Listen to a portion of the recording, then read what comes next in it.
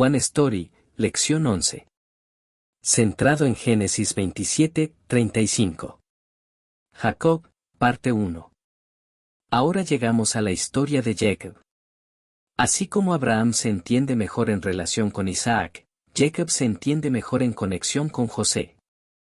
Si Abraham fue alguien que recibió el llamado de Dios en la mitad de su vida, e Isaac representa la vida de una persona madura que creció en la fe desde el vientre. Entonces Jacob, aunque también nació en una familia creyente, nos muestra un tipo de fe muy diferente, la imagen de alguien criado en la fe, pero que aún es muy mundano. Jacob antes del llamado. Isaac se casó a los 40 años, y tenía 60 cuando nacieron los mellizos Esaú y Jacob. Isaac oró a Dios porque Rebeca era estéril, y Dios escuchó su oración, Rebeca quedó embarazada. Pero los hijos luchaban dentro de su vientre. Y en ese momento, Dios le dijo una palabra muy especial. 2 naciones hay en tu seno. Y 2 pueblos serán separados desde tus entrañas. Un pueblo será más fuerte que el otro. Y el mayor servirá al menor. Incluso antes de que Jacob naciera, Dios ya había dicho que el mayor, Esaú, serviría al menor, Jacob. Esto nos muestra una vez más que la elección de Dios no se basa en estándares humanos, sino solamente en su perfecta voluntad. Esaú vende su primogenitura, Jacob la compra. Isaac amaba a Esaú porque le gustaba la caza, pero Rebeca amaba a Jacob. En ese tiempo, cazar no era solo por necesidad, implicaba estar fuera de casa varios días. Así que naturalmente, Rebeca tenía más cariño por Jacob, quien permanecía en casa y ayudaba en los quehaceres. Un día, Esaú volvió del campo, cansado y hambriento, y le pidió a Jacob un poco del guiso rojo que había preparado. Aunque eran hermanos y Jacob podría haber compartido sin problema, vio una oportunidad y le dijo: «Véndeme tu primogenitura». Esaú, agotado y despreocupado, pensó: «¿De qué me sirve la primogenitura si estoy a punto de morir?». Así que la entregó, comió pan y el guiso de lentejas. Esaú menospreció su primogenitura. En ese entonces, la primogenitura traía consigo derechos y responsabilidades. El derecho era recibir una doble porción de la herencia. Y la responsabilidad era cuidar a los padres y encargarse del hogar. Pero Esaú vivía según sus propios deseos. A los 40 años, se casó con mujeres hititas, esposas paganas, lo cual causó mucho dolor a Isaac y Rebeca. Esaú era el tipo de persona que no necesitaba un título para sentirse fuerte. Tenía la fuerza y la libertad para hacer lo que quisiera. Así que para él, la primogenitura no significaba nada. Pero Jacob, aunque fuera solo de nombre, deseaba esa primogenitura. No solo por los derechos y deberes, sino porque la primogenitura también representaba la bendición de Dios. Ahora bien, Jacob aún no había conocido a Dios de manera personal. Así que el método que usó fue incorrecto. Pero por lo menos, Jacob deseaba algo de parte de Dios. Claro, como Jacob, también es un problema cuando uno busca a Dios solo por interés personal, sin buscar a Dios mismo. Pero aún peor es ser como Esaú, que no tenía ningún interés en Dios ni quería reconocerlo. La Biblia dice que Esaú fue impío y actuó con profanidad. La bendición de Isaac. Con el paso del tiempo, la vista de Isaac comenzó a fallar, y sintió que el día de su muerte se acercaba. Entonces llamó a Esaú, su hijo amado. Le pidió que saliera al campo, que cazara algo, que preparara una comida sabrosa para él, y luego lo bendeciría con todo su corazón. Pero detengámonos un momento aquí, porque es importante considerar la edad de Isaac en este punto. ¿Por qué? Porque aunque él pensaba que estaba por morir, en realidad Isaac vivió unos 50 años más después de este momento. Para entender esto, primero tenemos que calcular la diferencia de edad entre Jacob y José. Cuando Jacob más adelante se presentó ante el faraón en Egipto, dijo que tenía 130 años. En ese momento, José tenía 39 años, porque se convirtió en gobernador a los 30, y Jacob llegó a Egipto en el segundo año de hambre después de 7 años de abundancia. Así que Jacob tenía 91 años cuando nació José. Jacob decidió salir de la casa de Labán poco después del nacimiento de José, y había vivido allí durante 20 años. Entonces, si restamos 20 de 91, descubrimos que Jacob tenía unos 71 años cuando dejó a sus padres, Isaac y Rebeca. Isaac tenía 60 años cuando nacieron Jacob y Esaú. Así que cuando Isaac dijo, estoy por morir y planeó bendecir a Esaú, en realidad tenía unos 131 años. Pero no murió sino hasta los 180. Esto nos recuerda cuán incierta es verdaderamente la vida humana. Como dice Isaías 2:22. Dejen de confiar en simples seres humanos, que apenas son un soplo en su nariz, ¿por qué estimarlos? Volviendo a la historia. Rebeca, la esposa de Isaac y madre de Jacob, que amaba más a Jacob que a Esaú, escuchó a Isaac hablando con Esaú. Entonces ideó un plan con Jacob para que él recibiera la bendición que originalmente estaba destinada al hermano mayor. Al principio, Jacob dudó, diciendo: ¿y si mi padre me toca? Parecería que lo estoy engañando y me ganaría una maldición en vez de una bendición. Pero Jacob, que ya había mostrado su deseo por la primogenitura, aunque no tuviera valor inmediato, terminó aceptando el plan de su madre para recibir la bendición. Jacob entró a la tienda de Isaac con la comida que su madre había preparado, haciéndose pasar por Esaú. Y delante de su padre y de Dios, Jacob dijo una serie de mentiras. Cuando Isaac preguntó, ¿quién eres, hijo mío? Jacob respondió: soy Esaú, tu primogénito. Pero Jacob no era ni el primogénito ni Esaú. Dijo: he hecho lo que me pediste. Pero Isaac nunca le había dado ninguna instrucción, estaba fingiendo obedecer órdenes destinadas a Esaú. Dijo: come de mi casa. Pero no era caza salvaje, era carne de cabrito del rebaño, preparada por Rebeca. Sintiendo que algo no encajaba, Isaac preguntó: ¿cómo la encontraste tan pronto, hijo mío? Jacob, ya presionado, respondió: el Señor tu Dios me la puso delante. En ese momento, fue tan lejos que incluso mintió usando el nombre de Dios. Esto nos muestra algo profundo acerca de Jacob en esta etapa. Aún no conocía a Dios. Todavía no había experimentado el llamado de Dios. Así que, tanto en sus palabras como en sus acciones, Jacob no reconocía ni honraba a Dios. Su objetivo era uno solo: recibir la bendición. Cualquiera que fuera el método, cualquiera que fuera el costo, aun si significaba engañar, Jacob quería lo que él creía que era la bendición del mundo. La bendición de Isaac. En este punto, habría sido fácil para Isaac bendecir a Esaú de una vez. Pero aún sentía que algo no encajaba. Entonces Isaac dijo: acércate, hijo mío, para que te toque y sepa si en verdad eres mi hijo Esaú o no. Ahora recordemos, Jacob ya se había cubierto las manos y el cuello con pieles de cabrito. Así que cuando Isaac lo tocó, dijo: la voz es la voz de Jacob, pero las manos son las manos de Esaú. Aún así, Isaac no estaba del todo convencido. Le preguntó directamente: ¿eres realmente mi hijo Esaú? Isaac tenía sus dudas, y honestamente, la insistencia de Jacob es impresionante. Si Jacob hubiera tenido aunque sea un poco más de conciencia de Dios, o algo del temor del Señor, tal vez habría confesado en ese momento. Pero no, Jacob siguió adelante con todo. Y respondió: lo soy. Una vez que una mentira comienza, es increíblemente difícil detenerse a la mitad del camino.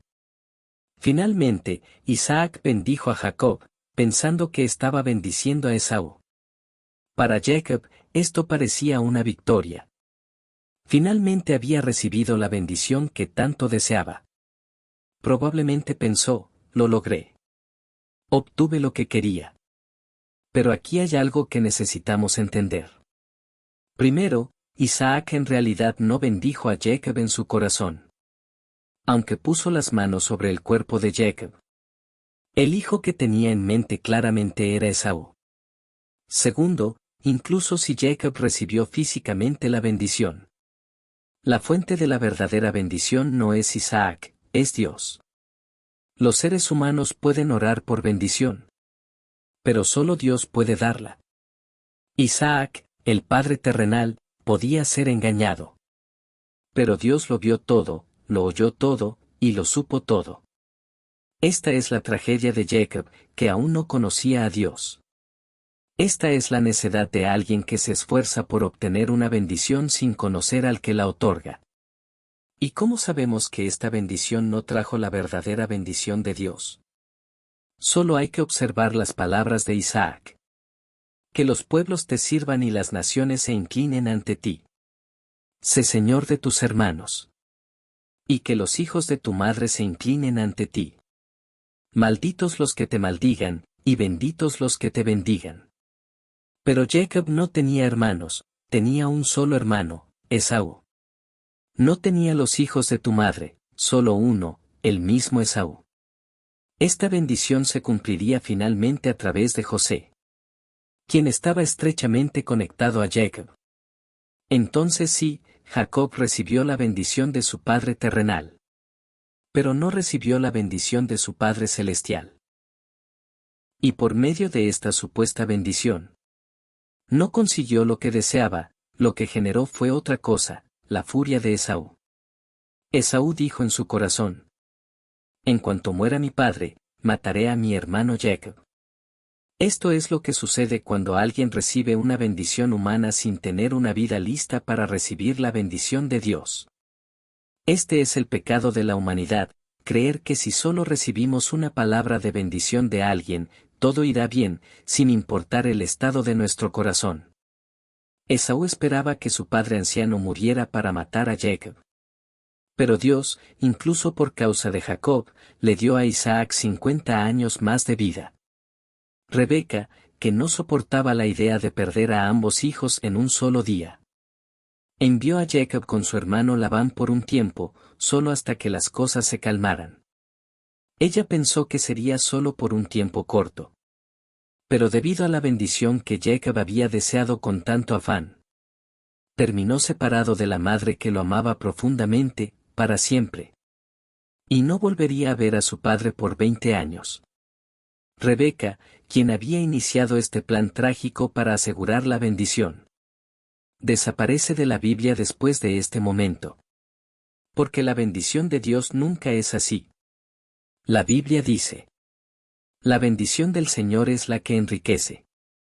Y no añade tristeza con ella. Jacob, el llamado por Dios. Después de recibir la bendición de su padre Isaac, Jacob se convirtió en un fugitivo. Huyó de Beerseba y se dirigió hacia Harán, la tierra de su tío Labán. Y una noche, cuando el sol ya se había puesto y Jacob se acostó a descansar, Dios vino a él en un sueño y le habló. Esto fue lo que Dios le dijo: yo soy el Señor, el Dios de tu padre Abraham y el Dios de Isaac. Te daré a ti y a tu descendencia la tierra en la que estás acostado. Tu descendencia será como el polvo de la tierra, y te extenderás al occidente y al oriente, al norte y al sur. Y todas las familias de la tierra serán bendecidas en ti y en tu descendencia. Yo estoy contigo, te guardaré donde quiera que vayas. Y te haré volver a esta tierra. No te dejaré hasta que haya cumplido lo que te he prometido. Esta promesa de Dios a Jacob contiene 4 puntos clave. Primero, así como Dios fue el Dios de Abraham y el Dios de Isaac, ahora también sería el Dios de Jacob. Segundo, Dios prometió que la descendencia de Jacob se extendería en todas direcciones. Y al igual que vimos en la historia de Abraham, esto no se trata solo de expansión física, sino también de descendencia espiritual, una promesa que apunta al crecimiento del pueblo de Dios por medio de la fe. Tercero, Dios declaró que todas las naciones de la tierra serían bendecidas por medio de Jacob y su descendencia. Esa bendición es la bendición de la vida eterna por medio de Jesucristo, el verdadero Evangelio. Y cuarto, Dios prometió cuidar de Jacob donde quiera que fuera. Y hacerlo regresar a esa tierra. No porque Jacob fuera especial o más digno, sino porque el plan redentor que comenzó con Abraham, continuó con Isaac. Y ahora debía seguir a través de Jacob, hasta cumplirse en el Mesías, nacido de la tribu de Judá. Dios cumpliría esto no por el esfuerzo del hombre, sino por su propio celo. Y hasta que todo lo prometido fuera cumplido, Dios no dejaría a Jacob. En respuesta a este sueño, Jacob hizo un voto. Si Dios está conmigo y me guarda en este viaje que hago, y me da pan para comer y ropa para vestir, y vuelvo en paz a la casa de mi padre, entonces el Señor será mi Dios. Y esta piedra que he puesto como pilar será casa de Dios. Y de todo lo que me des, el diezmo te daré. Seamos honestos, el voto de Jacob aquí no refleja precisamente una fe madura. En palabras simples, está diciendo: si Dios me da de comer, me viste y me cuida, entonces Él será mi Dios. Esta es la clásica oración centrada en uno mismo, que refleja la necedad de la humanidad caída. Una mentalidad que proviene de haber comido del árbol del conocimiento del bien y del mal. En lugar de rendirse a Dios como siervo o como hijo, Jacob se coloca en el trono y trata a Dios como a un siervo, alguien que debe servirle primero. Sí, Jacob había recibido el llamado de Dios, pero aún no había puesto a Dios en el centro de su vida. Jacob, un hijo de Dios por identidad, pero viviendo aún como pecador. A diferencia de Abraham, tanto Isaac como Jacob nacieron en la fe. Fueron criados con el conocimiento de Dios desde el vientre, lo que hoy podríamos llamar creyentes de segunda generación. Así que cuando Jacob hizo su voto en Betel, ya estaba respondiendo al llamado de Dios. Pero incluso en ese momento, todavía no vemos una transformación dramática en su vida. Aún así, la ayuda de Dios, la protección de Dios y la guía de Dios nunca lo dejaron. Al igual que el pueblo de Israel en el desierto. Aunque se quejaban y murmuraban constantemente, la columna de nube de día y la columna de fuego de noche nunca se apartaron de su lado. De la misma manera, Dios permaneció fielmente con Jacob. Como 7 años que parecieron solo unos días. Después de muchos altibajos, Jacob finalmente se encuentra con su tío Labán y se enamora de la hija menor de Labán, Raquel. Su amor mutuo era tan profundo que los 7 años que Jacob aceptó trabajar por ella le parecieron solo unos pocos días.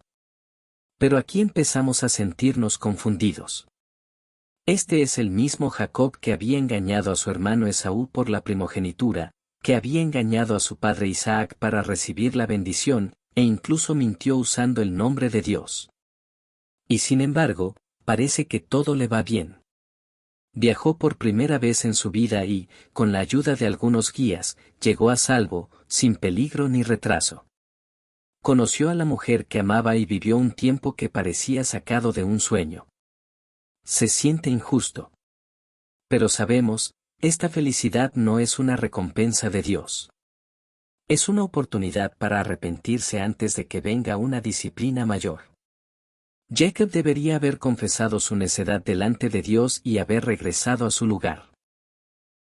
Pero los seres humanos rara vez reconocen la realidad de su pecado o se arrepienten de verdad a menos que estén quebrantados hasta el punto de la muerte. ¿Por qué me has hecho esto? Después de 7 años felices, Jacob cumple su trato con Labán y se casa con Raquel. Pasa la noche de bodas con ella, solo para despertarse y darse cuenta de que no era Raquel, sino su hermana Lea. Jacob había sido engañado, por Labán, su tío, ahora su suegro. Labán había usado este plan para casar a Lea, quien probablemente era más difícil de casar por tener problemas en su vista. Jacob, atrapado, también se convierte en esposo de Lea, aunque no lo deseaba. Una semana después, se casa con Raquel también. Ahora Jacob tiene dos esposas, no por decisión propia. Jacob le dice a Labán: ¿por qué me has hecho esto? Pero nosotros ya sabemos cómo Jacob había tratado a Dios, aunque él mismo aún no lo entiende.